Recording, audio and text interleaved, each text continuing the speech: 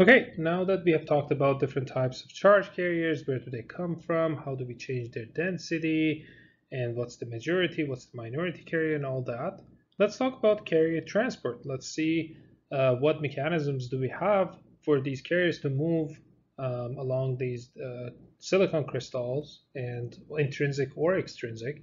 And well, we are interested in these movements because, well, the movement of these carriers means current, right? So we have actually two different mechanisms that we're going to talk about for carrier transport. We have drift and we have diffusion. First, we're going to talk about drift. What does drift mean?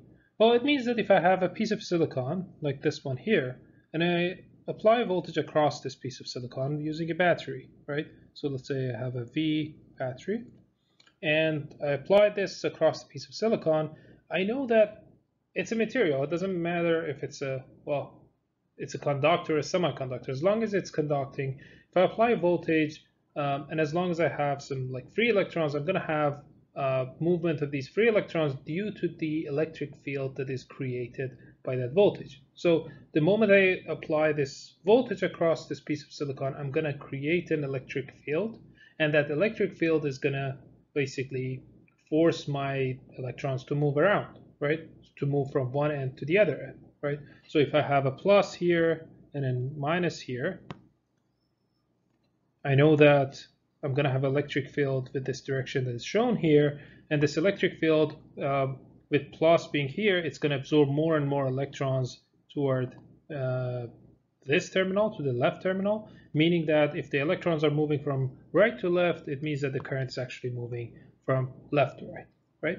So I'm going to have some current. Now the question is that, well, how much current do I have, right? Well, I know that current I is dq over dt. So I really need to know how fast these currents are actually moving so that I can actually determine, well, what's the rate of dq over dt. Therefore, I can actually determine how much current I'm going to have. Okay, so knowing that I have this electric field across the piece of silicon, I know that I'm going to have a certain force applied to these electrons. Force applied to an electron, it means that it's going to accelerate the electron. So I'm going to have these electrons basically speeding up more and more due to this force, right? But the question is that does this speed increase or the velocity increase happens indefinitely? I'm gonna or in other words, am I gonna have more and more like am I gonna have these velocity increasing more and more without any kind of limitation, or no, there's some sort of a limitation there, right? It turns out that there is, and we call that limitation terminal velocity. It turns out that when I try to speed up these electrons, and when they speed up and they try to move across the silicon crystal, they're going to bump into all kind of stuff, right? The atoms, the other electrons, and whatnot, right? So, well, more importantly, or most importantly, they're going to be bumping into the atoms, and that means that they're going to be slowed down.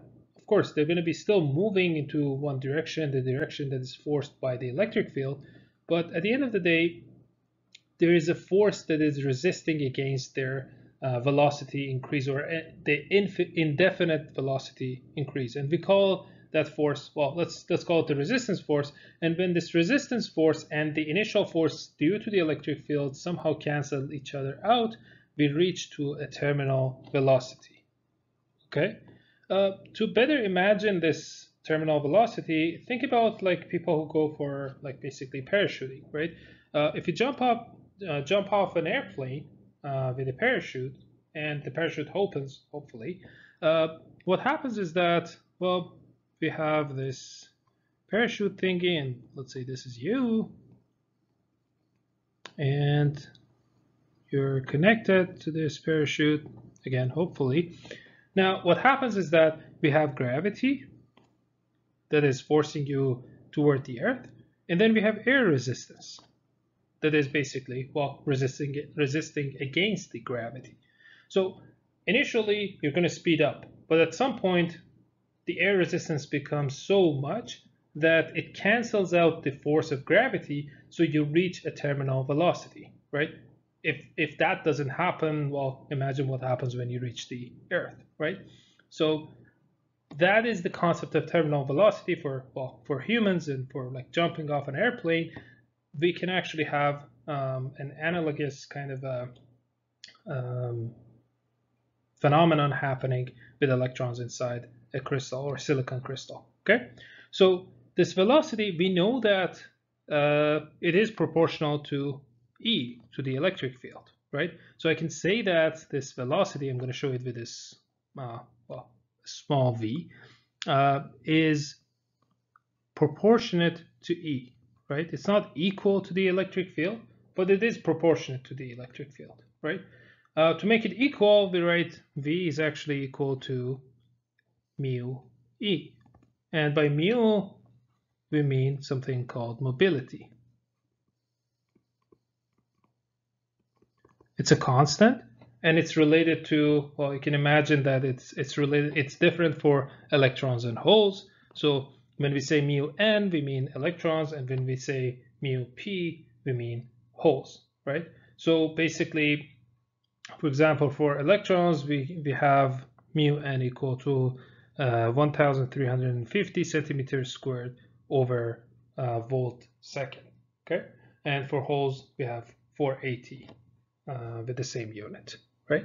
So the idea here is that we have this constant that is related to the type of like charge carrier that we have, electron or hole, but it relates the electric field magnitude to the velocity of the charge carrier. So it's really a constant, but we call it mobility. It's like the tendency of electrons or holes to move, how basically mobile this charge carrier is, right? And based on these numbers, you can see that electrons are, well, 3 times more or less, like approximately 3 times more mobile than holes. And well, we kind of know, we already discussed this from before, that we kind of know why electrons are actually moving faster, and they have a higher tendency to be moving than holes. Okay, now that we know that applying a voltage creates an electric field, and that electric field mobilizes the charge carriers, electrons and holes, with this equation that basically, with the velocity, with the terminal velocity that is equal to mu n e, or for the case of holes, mu pe. Now I need to actually figure out, well, how much these movements, these electrons and holes that are moving, how much current they can generate, right? I have to be able to quantify that, right? So to do that, I'm going to go back and look at the definition of current. I know that current is dq over dt. What does this mean? It means that, well, the rate of charge movement is actually what I'm interested in. So if I look at the cross section in my crystal, in my silicon crystal, and I look at a certain point and look at the cross section at that point, the number of coulombs, the number of charges that are moving past this cross section per second is going to be my current. So like when I say I have a current of 1 ampere, it means that, well, I've had 1 coulomb passing this cross section over the past 1 second in time, right? So that's exactly what I'm going to do. I'm going to look at a certain point in my crystal. So this is my crystal. And I'm going to say, I'm going to look at the point at x1. And I'm looking at this cross section, right? And I'm going to calculate how many coulombs, or how many charges, or how many charge carriers are going to move past this cross section within 1 second. So if I look at this t equal to, if I start at t equal to t1 and then end at t equal to t1 plus 1, I know that during this time, if charges are moving from left to right, all the charges that are in this volume, this gray volume, has passed this cross section and has reached here. So if I can somehow calculate how much charge is inside that gray volume, I can say that that's my dq. That's the amount of charge passed through this cross section over 1 second. So how do I do that? Well, I know that if I know the velocity of my charge carriers, which is v, the terminal velocity, then I know that over 1 second, if the electrons or holes, if my charge carriers are moving v seconds per meter, v meters per second, right? If that's the velocity, then it means that in 1 second, all the charges that are v meters before or to the left of this cross section are going to pass through the cross section, right? So the charges that are here are going to be here after 1 second, and the charges that are at this point are going to be just past the cross section after 1 second, right? So I know one dimension of this gray volume.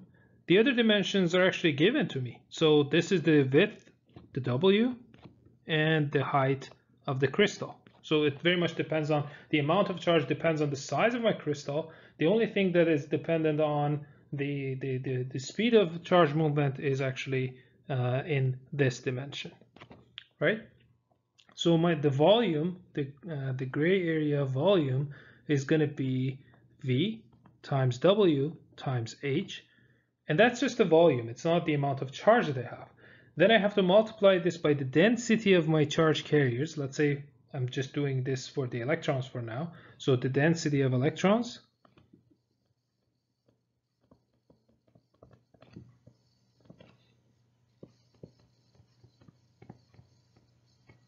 And that's still not in coulombs. To actually have it in coulombs, I have to actually multiply this by the charge of a single electron. So I think it was 1.6 10 to the negative 19.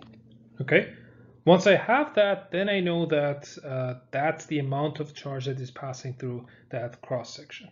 Now, knowing that V is equal to mu n for electrons, mu n times E, I can say that I is equal to mu n times E times the rest of this. And then that's going to be my current, right? So that's the current due to the electrons. I can actually calculate the exact same thing for holes. So this is the current due to electrons. And then remember, electrons drifting. So this is only for drift mechanism. We haven't started talking about diffusion. So if the electrons are drifting because of an electric field that is there, because of a voltage that we have applied, this is the amount of current that I'm going to get. So it's partly a function of the size of my crystal, the physical size, the density of electrons, the charge of a single electron, of course, and then, well, of course, the electric field, which is coming from the voltage, right? So, and then multiplied by mobility of electrons. In many applications, generally in electronics, in many cases, we care more about the current density than the actual current, because we want to take out the importance of the size of the crystal. So if I want to calculate the current density, I have to divide this by W times H. So Jn, which is, let's write it down here, is the current density